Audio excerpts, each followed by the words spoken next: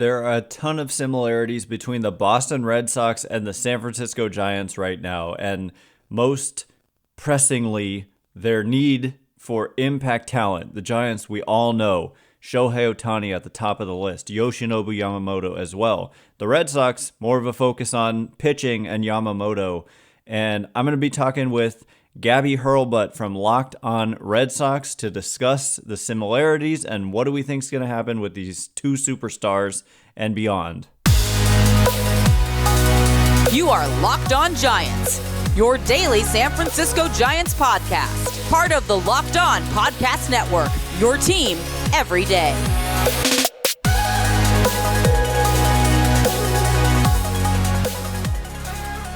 Hello and welcome to Locked On Giants, part of the Locked On Podcast Network, where it's your team every day. My name is Ben Kaspick, and on this show we provide daily episodes Monday through Friday talking about the San Francisco Giants in a way that's data-driven and rational, but also simple, passionate, and accessible to all.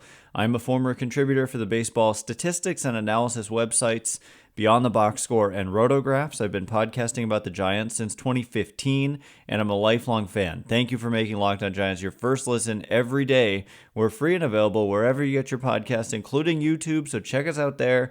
And please hit that subscribe button wherever it is that you're following the show to get this show each and every single day. And coming up on today's show, like I said, I'm going to be talking with Gabby from Locked On Red Sox. This is going to be like a two-part conversation because we had such a great conversation. It ended up going nearly an hour, and so I'm going to break it up into two, with the second coming out tomorrow, barring any major significant Giants news, which is totally possible, and if so, that will definitely be our priority. But for now, we're going to be airing essentially the second half of that conversation. The first half focusing on some other things, but here we're getting into Ohtani and why the Giants desperately need a superstar, why I think they're legitimate suitors for Ohtani, my points about why the Dodgers, as much as they're viewed as the heavy favorites, the negatives that potentially come along with joining that team. And there are some, just hear me out. Just let me have my say on that, and then you can have your opinion, or you can have it beforehand too, but still just please hear me out. And we also get into the Red Sox and their needs, and there's just so many parallels. It's a fascinating conversation. Without further delay, here is my conversation with Gabby from Locked On Red Sox. My life might not be better, and Ben's life might not be better, depending on where Shohei Ohtani decides to sign. He obviously is the market right now. He's the most desirable player out there. He is the guy who's going to probably move the needle for other teams. One of his teams of interest is the Dodgers. Sorry, Ben. And another team of interest is the Toronto Blue Jays, who are in my division. So this decision could heavily impact one of us because that's the amount of times we have to face him is amplified if he chooses to go to one of those respective teams. What are your thoughts on this situation? Because obviously he's probably the first domino to fall.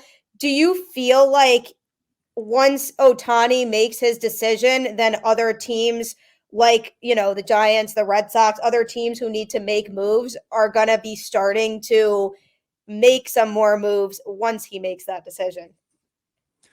I do think so, for sure. And especially, I think the position player market will start to move more. I think that the pitching may still get held up by Yoshinobu Yamamoto, who we know is going to meet in person with teams. I think both of our teams are among those that he's, from what we've heard, going to meet with this upcoming week in person. And then we don't know the exact timeline for a decision, although there is a deadline in early January for him. But for Ohtani, I think that, that's why the winter meetings outside of the Soto trade were so boring. I mean, for Red Sox fans, I'm sure the Soto trade is not wasn't boring, although it wasn't good.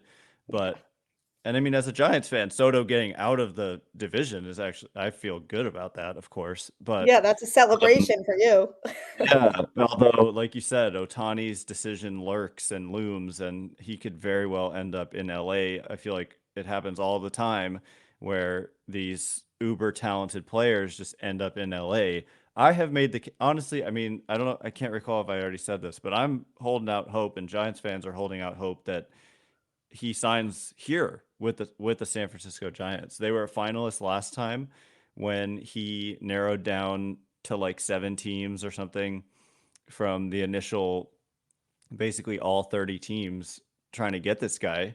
And there was no DH in the National League, and he ended up choosing the Angels. And one of the reasons, from what we understand, was that he wanted ultimately to go to an American League team so he could DH. And now there is the DH. I know he wants to win. I know people say, well, of course the Dodgers give him a better chance of consistently winning than the Giants, but it's not like the Giants have been terrible the last couple of years. They've just been mediocre. And he, like, especially when he's pitching and hitting, he moves the needle enough, I think, to make the Giants, like, you can add like 10 wins if from a peak Shohei Ohtani season, and they wouldn't be done. They understand they have more to do.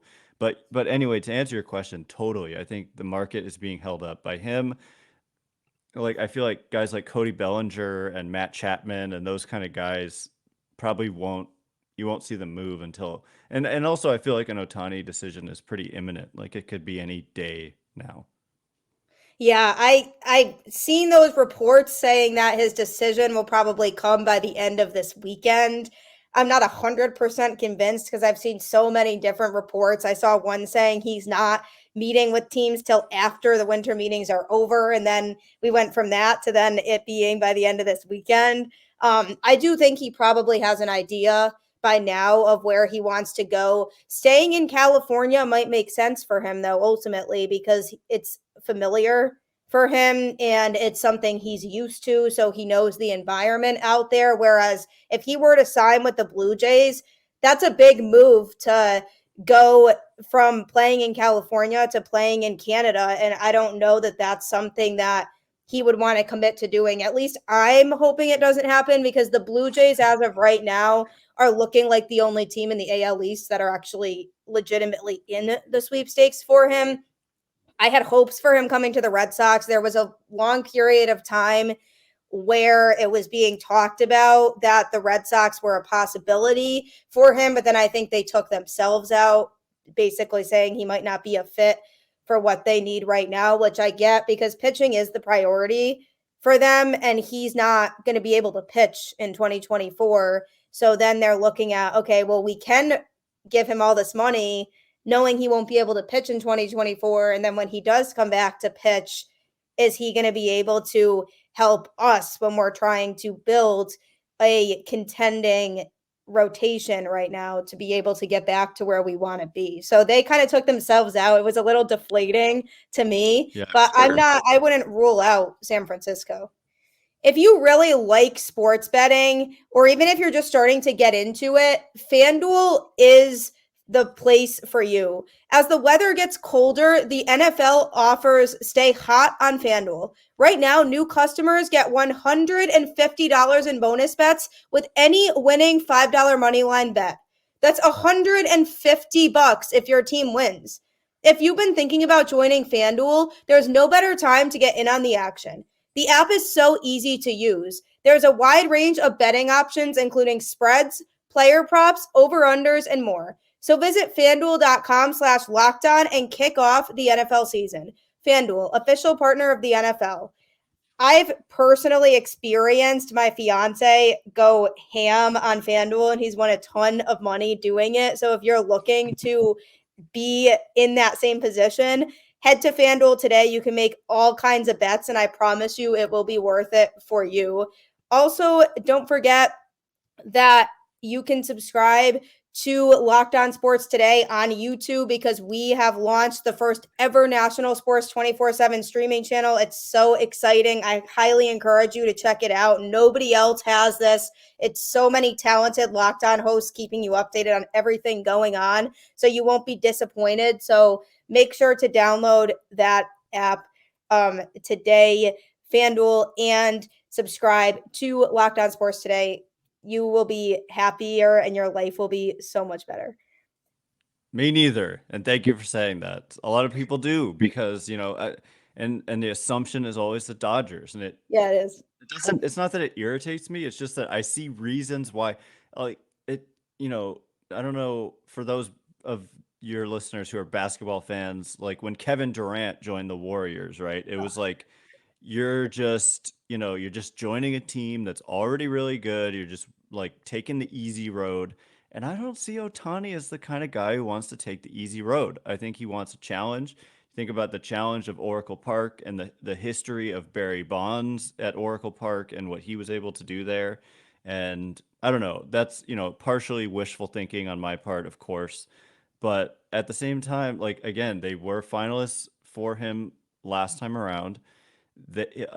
Buster Posey really made an impression on him last time around, and Buster Posey was like photographed. There was a reported meeting between the Giants and Otani on Saturday of last weekend, and there was a photograph that got snapped of Giants president of baseball operations and Giants manager Bob Melvin, and also Buster Posey, who's part of the ownership group now, and he's on the board of directors. Um, in really nice kind of clothing in like a parking lot leaving Oracle Park. And so the speculation is that they met with Otani that day, and Otani has this like there's like a video clip of him just singing the praises of Buster Posey that's kind of circulating around on Giants Twitter right now. And so like I definitely wouldn't rule out the Giants, and I definitely think that the Dodgers angle of just joining a team that's already so good and just like taking the easy road. I don't know. Like he didn't take the easy road when he joined the Angels, right? It was like, That's what? The yeah, Angels? And I yeah, think what he wanted, like part of what he probably wanted was to play with the current best player in the game and which was to Mike Trout. Yeah. exactly, and to like try to prove himself like up against that standard, and he did it. A mission accomplished, right? He overtook Trout and became the guy who's now considered the best player in the game, or at least certainly in that conversation. I mean, when he's not pitching, it's maybe a little different of a story. Certainly the most talented player in the game, but I don't know. And then if it really does come down to like Toronto and LA and San Francisco, you can see a path to San Francisco for me. But we're just all waiting to find out.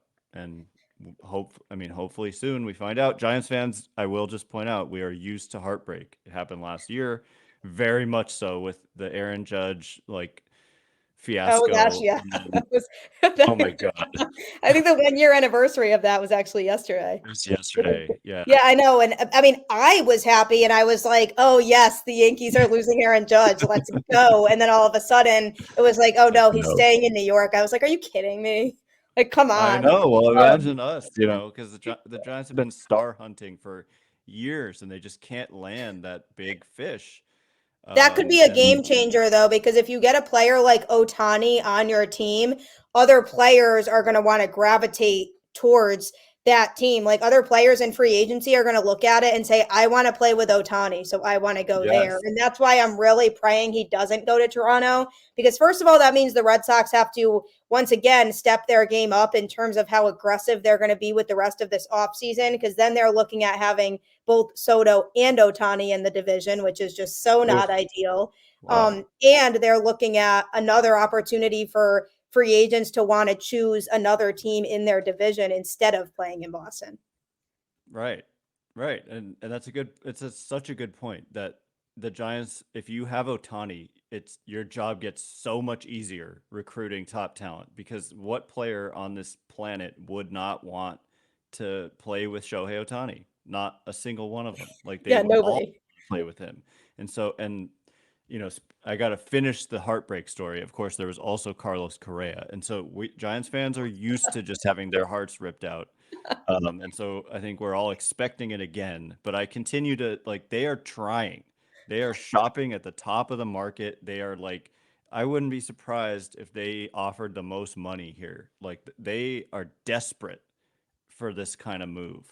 And so, yeah, we're all just, if he ends up on LA, man, The I other thing I will say though too is I thought that Ohtani wanted to keep these meetings private, and both the Blue Jays and Dodgers have come out and said when they met with Ohtani and how they feel that the meetings went. And if that was a serious report about him wanting to keep them private, that could take those teams out of the running. And then you have teams like the Cubs and the Giants who haven't mentioned anything at all about meeting with Ohtani. So I know. I did like a whole episode 2 days ago about Dave Roberts just yeah. opening up his mouth for no apparent reason. And at first, my assumption, I take the logical route and I go, he wouldn't say that if he didn't know that it was okay. But then you had another report that he got a text message and his face like kind of turned from like joke, like happy to like very serious, and then he like huddled with PR staff, and then their general manager was like, Dave made some comments and was like, I'm not gonna talk about Otani. And Andrew Friedman said the same thing, and they both said they were surprised by the comments. And so it's like, maybe he really is just that. Maybe he really did just speak out a line there, and who knows, like, yeah, I hope so. It would be crazy if like something like just saying, yeah, we met with him and we love him, it like would actually turn his decision. But You would take that if it benefits your team, I'll though. take it. I'll take it. Yeah, I mean, let's hope that this decision happens quickly, because at this point, I just want to be able to move along with this offseason and have other teams sign players. I mean, the Red Sox haven't said much about who they've met with, who they're really interested in, but I'd find it really hard to believe that they haven't met with a lot of the players that they are interested in. I just really think it's all now players are hesitant to commit anywhere until they see that Ohtani deal come out. And then I think more of these dominoes might start to fall, where we'll hear a lot of names coming off the board pretty shortly after Ohtani signs, probably. Yeah, I think it's going to be like floodgates, because normally you see that at the winter meetings. I think this year it's just going to be after, but absolutely. I feel like because you had Aaron Nola, you had Sonny Gray, you did have Eduardo Rodriguez yesterday as well, Jamer Candelario, but, you know, that's very little activity up to this point, and then some, minor moves as well. But there's just all the top players are unsigned outside of like Nola and Sonny Gray and Eduardo Rodriguez. But position player wise, Candelario is like the one guy. But it's Yeah. not a deep position player group. But I feel like Otani, like like Cody Bellinger and all these guys are waiting, because the teams that don't get Otani and want offense, they turn their attention elsewhere, and I think you'll see a lot of dominoes fall soon. Is my guess. That's what I'm hoping. And coming up, we're going to be just giving our expectations for both the Red Sox and the Giants for 2024. What will their records be in the regular season in 2024? You're about to find out. Don't forget, Locked On Red Sox is available every day on your favorite podcast platform for free. And honestly, who doesn't love free? It's an easy no-brainer to just start your day off right with Locked On Red Sox, part of the Locked On Podcast Network, your team every day. You can also catch me on Twitter at Gabby Hurlbut 10, and lots of good discussions to be had there as well. You can also follow the show Twitter account on LO_Red Sox. Also, discussions and connecting with other fans. That way, I always highly recommend it. And also, don't forget to pull up YouTube on your phone as we speak and subscribe to Locked On Sports Today. So many talented Locked On hosts will be on our 24/7 live streaming channel, so you don't have to miss out on anything, no matter what time of day it is. It is live 24/7 with the biggest sports stories and events, so you won't have to feel like you're out of the loop on anything. And when I wake up in the morning, I know for me, sometimes I always need to scroll through Twitter, try to catch up on what's happening to make sure I didn't miss anything big. So you now don't have to worry about that. So make sure that you head to YouTube and subscribe. It's very exciting for the Locked On Podcast Network as a whole. Ben, something that has been on a lot of fans' minds in general has just been, how is everything going to pan out in 2024? What teams are we going to see make surprise runs? What teams are expected to be there and will be there again? I mean, nobody expected the Diamondbacks to do what they did in 2023 and go all the way to the World Series. I was rooting for them. I think it would have been cool to see them win. I know you probably were not, but nobody expected them to really do what they did do. And then they went out and started improving their team by signing Eduardo Rodriguez, like you mentioned. But considering the fact that, I think for both of our teams, they both have needs for this offseason, things they have to adjust.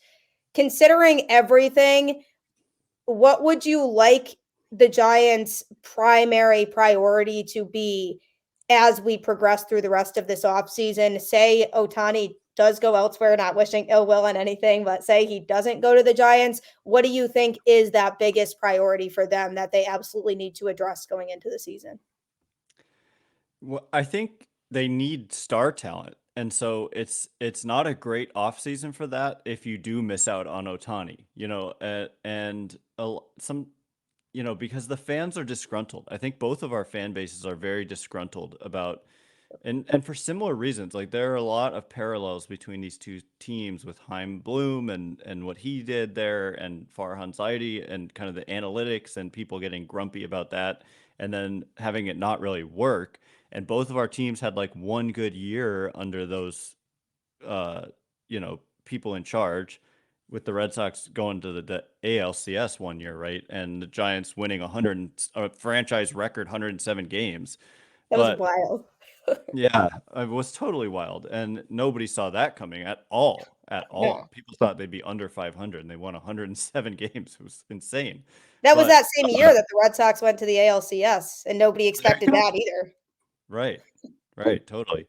And so if you're looking for star talent, I mean, I think they pivot honestly to Yoshinobu Yamamoto, um, and I don't know about pivot. Like I honestly wouldn't be shocked if they tried to sign both guys. Like that's the position they're in financially, with like almost no long-term commitments outside of Logan Webb. Like nobody is signed for 2026, 7 or 8 and beyond. And very few commitments in 2025 even. And so they're in a position where they very well could do that. They could sign both of those guys if they wanted to, and were able to. But the problem is, like, a pitcher is not the same as a position player, and hitting was a big problem in 2023 and really in 2022. So it might be harder to address that, because the position player group is not that good this winter. You've got Cody Bellinger, but there are question marks about just, some of the underlying metrics weren't as good as the actual results for him this year. And then if you look at the last couple years before this year, they were so bad that he got non-tendered by the Dodgers. And the Dodgers, being a team that doesn't usually give up on a guy who has that kind of potential. And so it signaled their lack of belief in his ability to get back to his old ways. And he did, but there's still, like, it depends on what the cost is, but you could end up with a guy who's not very good, and you're committing a huge amount of money to him. And then there's like, so they need to do a lot. But for fan interest reasons, like, they need to get someone who gets people excited. And I think Yamamoto would do that, but as a pitcher, it's harder just because they're just simply not out there every day. And It's not who's the like he's Juan marquee, Soto. right? Who's the marquee player in the Giants lineup to watch? I mean, Can't think of one. There there isn't. isn't really like anybody that is like standing out to me. Exactly. And even with the Red Sox, you have some guys, even though some guys, Betts has left and Bogarts has left, but you've got Devers, and you've got uh I mean, Trevor Story, but he never plays because he's always injured. But wait, who? Oh, Trevor Story, Trevor right? Story, yeah. Costas had a breakout year, and the Japanese left fielder, I'm always blanking on his Yoshida. name. Yeah, he's had a really great start, but I guess didn't finish as well. But anyway, the Giants, they need some impact, and some players who make an impact on the field, but also resonate with the fans. They need Yeah, that. I mean, that's a big thing for the Red Sox too. At this point, are you willing to commit to winning or not? Are you willing to spend money or not? Because I think the biggest frustration has been it seems like the Red Sox have not been willing to show that they will throw big money at players. And the Red Sox organization historically has never been known to operate like that. They've always been a team that was in on those big players and would be willing to spend the money to get those players. And to me, I'm looking at it as Yamamoto's basically a must do because they have not had a true ace caliber pitcher in their rotation in a while. And he's somebody who could provide that value. And it would send a message to fans that they're actually serious about wanting to contend again. And they're not just saying that because they've been saying a lot of things like, yeah, we really want to get back to where we were. We don't want to finish in last place again. It's one thing to say that, but another to actually make the moves to make that happen. So they need to be eyeing players like that. And Yamamoto's somebody, if I'm the Red Sox, that I'm not caring how much it is. I'm throwing the money out there that we all know they have and hoping that maybe it works out. I mean, he and Yoshida used to be teammates, so maybe that might help draw him towards Boston. But this is an offseason where they have to really go out there and spend big on pitching because it's been a long time since they've actually done that. And I think that will start to restore the trust level of the fan base. Yeah, our teams are in such similar situations, I would say. It's kind of crazy. And Yeah. for the Giants, it's less about pitching, more about hitting. And for the Giants, they really have tried to spend the money. So that may be a difference as well. Whereas for the Red Sox under Bloom, it did seem like like the Bogarts situation where they were offering him just so much less than what he got. Oh my And gosh, yeah, they mishandled that so badly. I know. Yeah, but for the Giants, it's kind of been the opposite, but people don't care. It's in the same like they're tired of hearing we tried. It's been Yeah. like that forever. Like It's like, basically no, since do, Barry not Bonds. just try.